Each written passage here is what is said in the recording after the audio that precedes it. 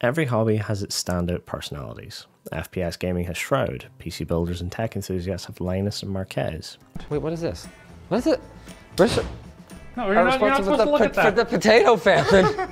You're gonna put that in the Brits PC? No, that doesn't, no one talks about that, Linus. YouTube drama baiters have Shane Dawson. Those people that define the hobby. Make it what it is, for better or worse. But mainly those who elevate it to a new level entirely. Some who may have been quiet enthusiasts away from the limelight, just enjoying it, but then stood out for all to see and soared and shone so bright that they are now the cornerstones of the future. Others may have been a part of their entire lives and had some celebrity and then used that as a vehicle to rally more to it, to share their passion. And then there are others, some who found their people, their fandom, their niche by just picking it up and trying it. Today, folks, we are going to talk about some real icons of D&D. And I might be able to do it without mentioning a real monster. And that is where an intro would play if I had one, but we don't do intros around here, straight to the meat of it. And speaking of intros, let me introduce you to the person who introduced me to D&D again in my early 20s, Chris Perkins. Burning atop which is a bloom of green flame. Okay, hold on. All right, so one of the things I'm going to do a lot during this game is say the words green flame.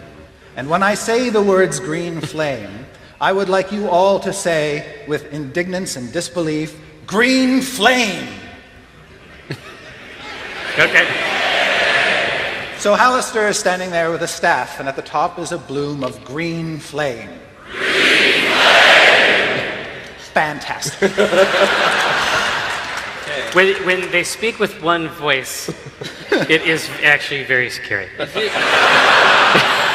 Now, you may already know Chris, even if you don't. If you have heard his name here, it's because you've seen his work and wanted to check out more about it.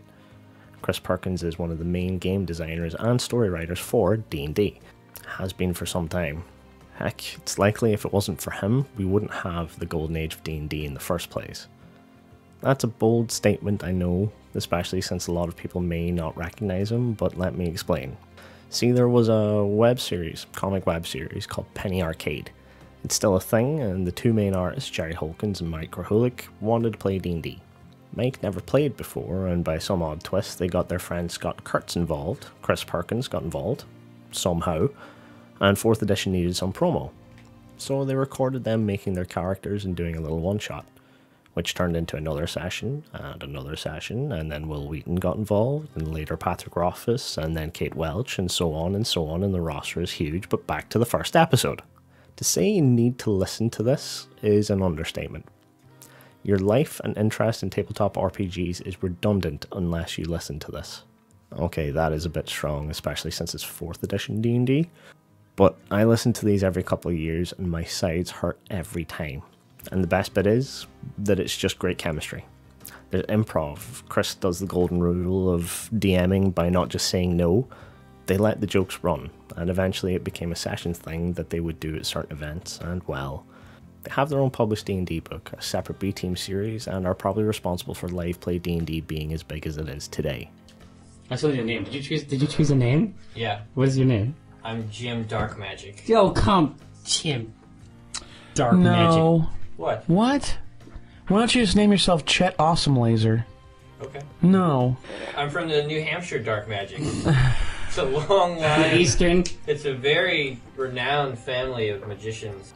I will add that there is some different language than what we appreciate today. This was the late 2000s, so be wary of that, but as for the rest of the series and sessions, it is above board. And this won't be the last time you hear about Chris Perkins, by the way. But they weren't the first. I want to call attention to the original critters. Critical Hit. See, long before most live streams or live plays, there were podcasts, and one of the biggest and best was, major spoilers, Critical Hit. It was 4th edition as well, but it did something different. It wasn't set in the Forgotten Realms. Oh, and the other thing. It wasn't just for laughs. Emotion was something you would actively see here. Yes, they had some laughs, and nothing will ever be funnier than a stoic elf saying, "We make do." But there was actual passion in this podcast. Yes, the audio was a bit ropey for some of the players at times, but honestly, Rodrigo Lopez created a world here that is so fleshed out, Stories so varied and homebrew rules that have carried over into the games I play today. And they published back in 2008 on a different system. They are still going, by the way, 681 installments later. Also, see if you can find the episode where they read out my comment at the end of it. And bam bam. Funny noise, right? Also a funny podcast. It stands for My Brother, and Me. It's a podcast that started back in April 2010, consisting of Griffin, Travis, and Justin McElroy, and is still growing strong and quite successful. They were picked up by the Maximum Fun Broadcast Network, and when they wanted to try out D&D, they thought, why not record it all? Oh, and someone get Dad on the phone, he can play too. So their father, Clint McElroy, joined. I just want to note how smooth Clint's voice is. You can tell he used to be a radio presenter. Their show is noteworthy to me because it took D&D out to an audience that may not have ever tried it, and they made it their own. They showed how you can play and have fun with the whole game, and not need to know all the rules, just have fun with it. And most importantly, they showed how to take the base starter packs, apply your own fun, and not need to stay true to the whole module, but instead just go with the flow of your players. But then you see, at the same time, two small dwarven hands reach up and grab the pit. And then you see two more small dwarven hands reach up and grab the side of the pit. And almost simultaneously, two Gundren Rockseekers pull themselves back up. Oh my god. Okay.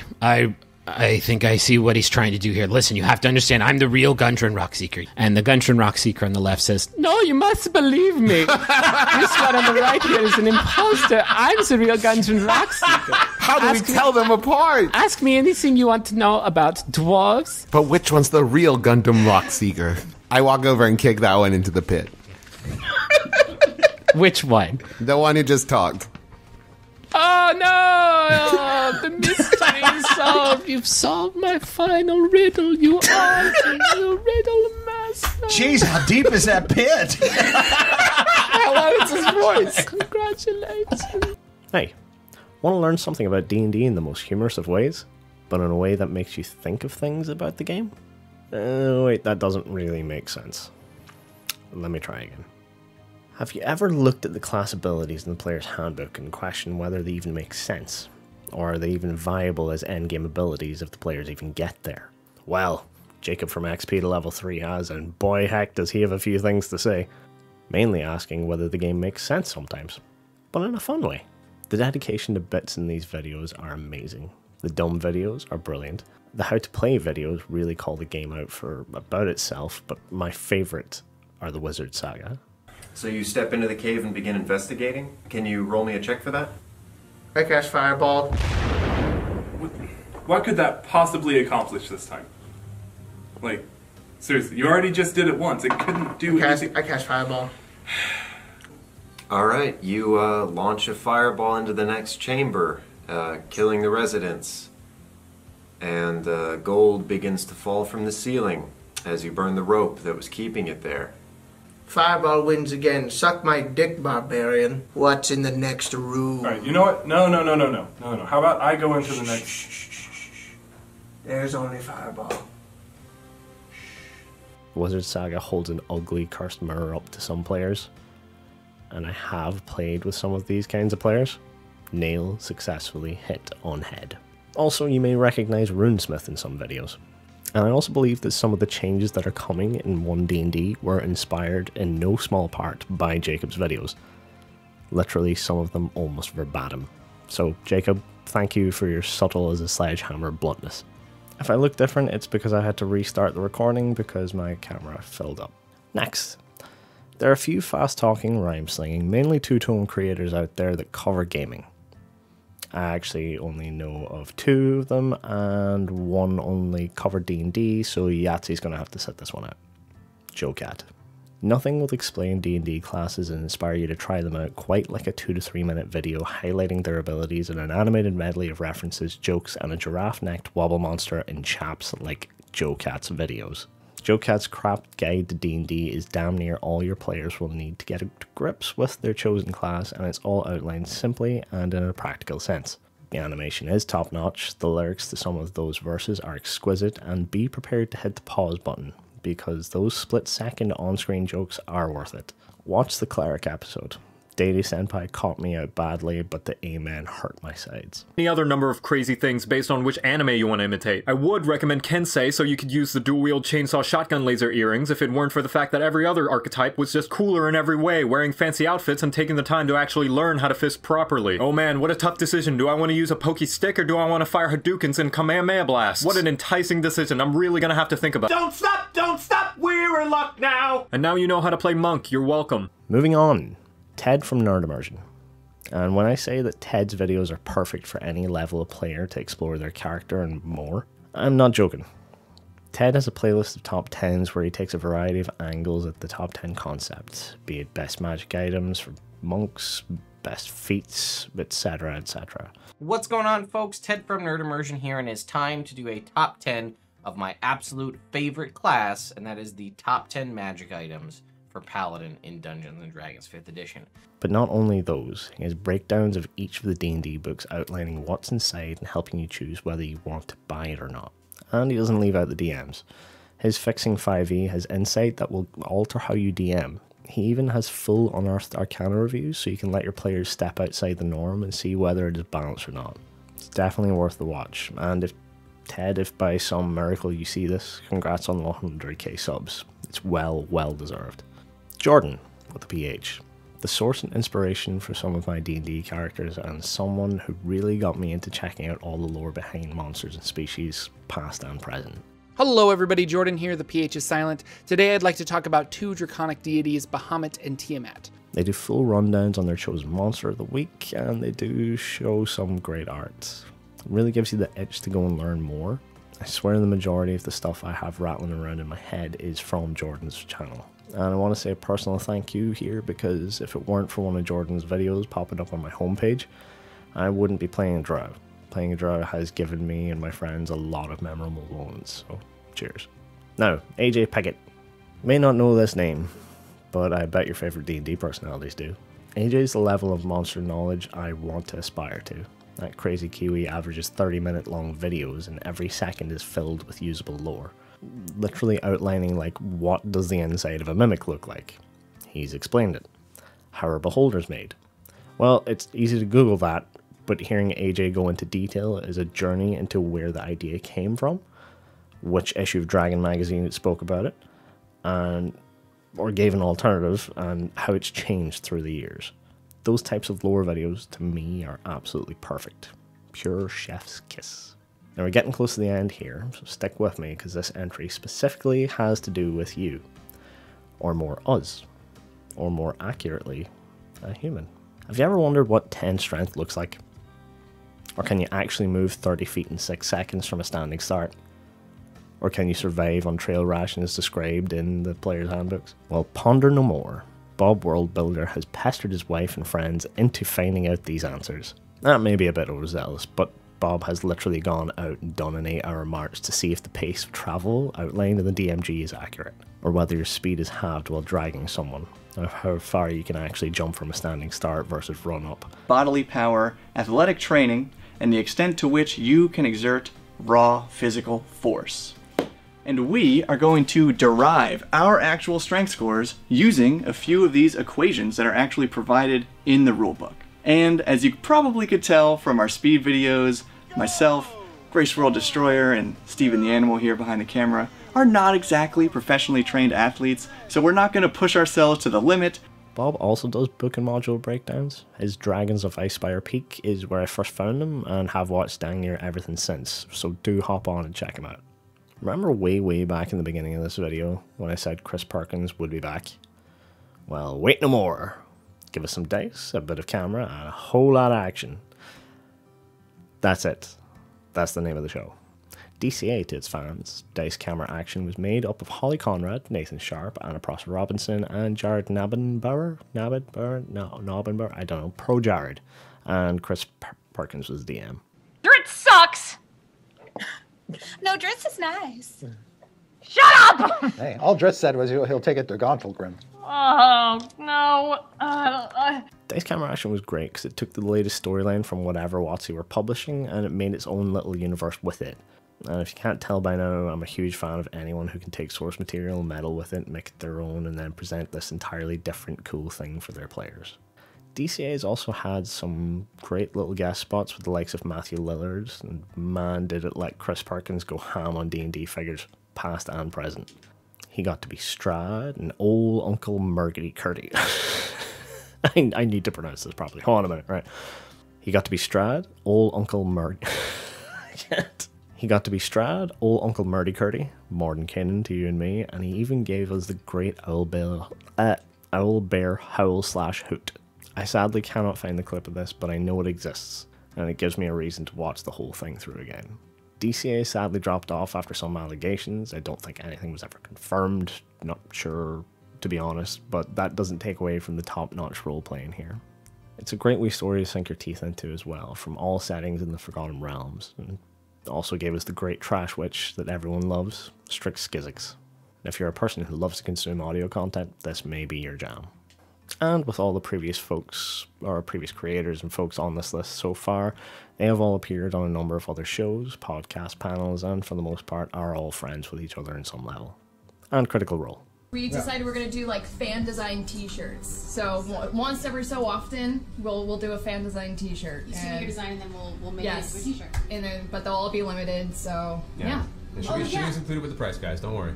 Yes. But yeah. So anyway, check that out. Thank you guys so much, and let's go ahead and get back to the game proper. They're sold out.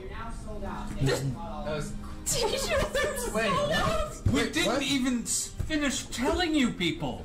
No, let us finish our sentence first. Warrior Grog, have you taken up the blade of Craven Edge? Is that what this is? Do you have a female setting? Do you have a name? Like, can I call you Bacon?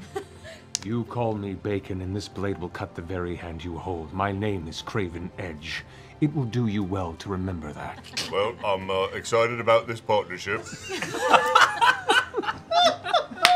I mean, you know, Critter's got pride. We gotta see how high this rocket ship's gonna fly. I don't even know anymore. I mean, I feel like we insulted our own fans by like going, here are our stretch goals, and they're like, yeah, fuck your stretch goals.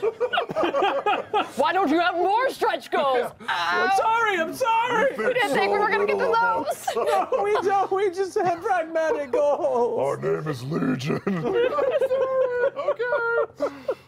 Did I say 3 million type? There's what? 3.5. We hit 3.5. We hit 3.5. Cool. What is going on? You can't be seriously considering them for such a task. Our reputation is less than stellar. What more is there to say? Okay.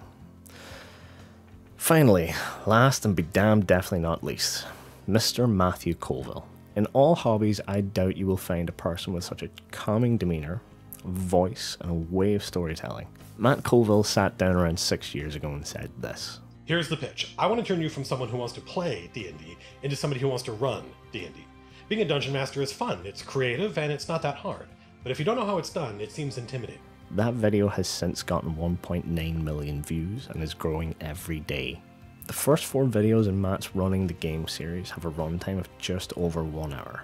In that space he takes you from starting the campaign, creating a dungeon adventure, a hook to gain the player's intrigue and channel them towards their first quest, and outline the entire first random encounter and boss battle. And all of that in an easily understandable format.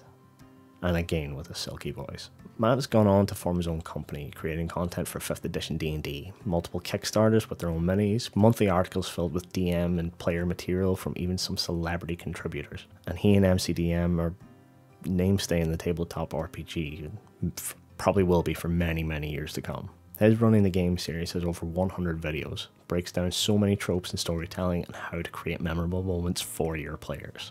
Truly, if you want to bring your dungeon mastering to the next level, check those videos out and be sure to have a look at the rest of the MCDM content. Now, with that fun portion out of the way, why did I make this video? Well, we've just witnessed the golden era of Dungeons & Dragons come to an end. For the past 50 years, it's been the king of all tabletop role-playing games, without fail. Nobody could challenge it in the same scale.